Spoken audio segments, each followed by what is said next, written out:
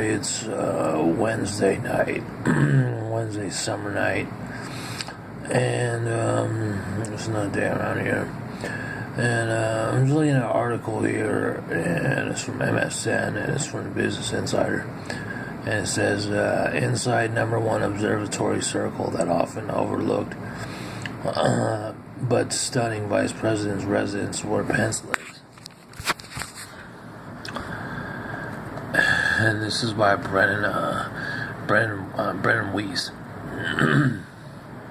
It's a slideshow. Okay. So it says, almost everyone knows the White House, but few people know that the vice president has an official residence of his own. Vice President Mike Pence and his family currently live at #1 Observatory Circle, located on the grounds of the U.S. Naval Observatory in Washington, D.C.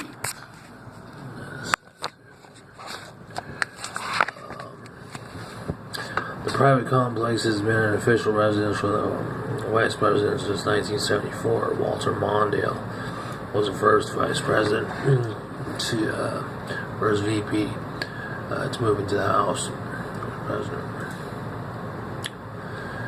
Its private residence in #1 Observatory Circle was built in 1893, and it's just 2.5 million miles from the White House, but feels worlds away. It's located on the grounds of the U.S. Naval Observatory, where scientists study the sun, moon, and the stars for navigational purposes. So for 30 years, it served as the home of the superintendent of the U.S. Naval Observatory. And then in 1923, it became the official residence of the head of the Navy. In 1974, Congress designated the House as the home of the Vice President. But the first Vice President didn't move in until 3 years later, when Walter Mondale was elected second in command under President Jimmy Carter.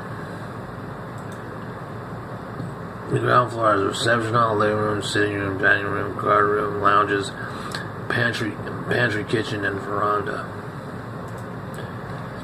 The second floor is the master unit, another bedroom, a study, and a den. The attic used to be a servants' quarters, but now has 4 bedrooms for children. The main kitchen is in the basement. Every home has lived. Every vice president has lived there since Mondale, bringing their own unique touch to the homes. 9,150 square feet. Quote: it's really changed from one administration to another. Charles Deere, historian and author of a new book about the residents, told USA Today in November. George Herbert W. Bush installed a horseshoe pit on the grounds where he was vice president. When Dick Cheney and his family moved in, they decorated the home using a neutral color scheme of creams and greens. People can donate to the Vice President's Residence Foundation, a non-profit organization created in 1991 to help pay for decorating expenses. When Al Gore's family lived there, lacrosse sticks and drumsticks were reportedly always lying around.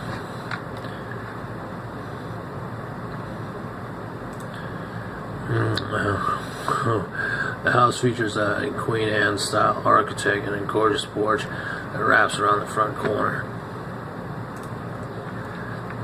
Dan Quayle added a swimming pool and exercise room during his tenure. In 2010, Joe Biden told reporters that Quayle was his favorite vice president because he helped build the pool. Jill Biden, Joe's wife, was also grateful. Each person has added something to make the home better for the next family, she told the Washington Post.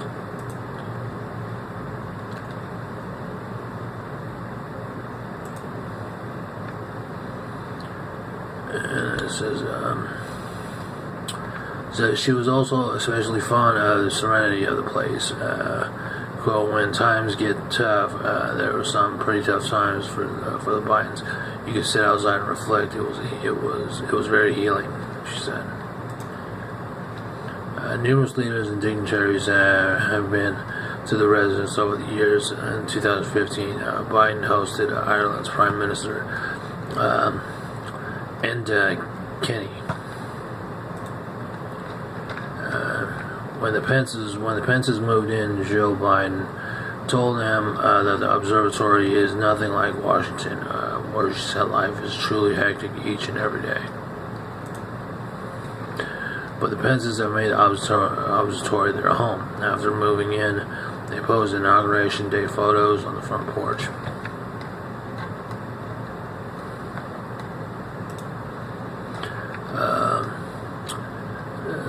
They took their most recent official Christmas portrait from what looks like the sitting room. Just like the White House, the observatory was all decked out for the holidays.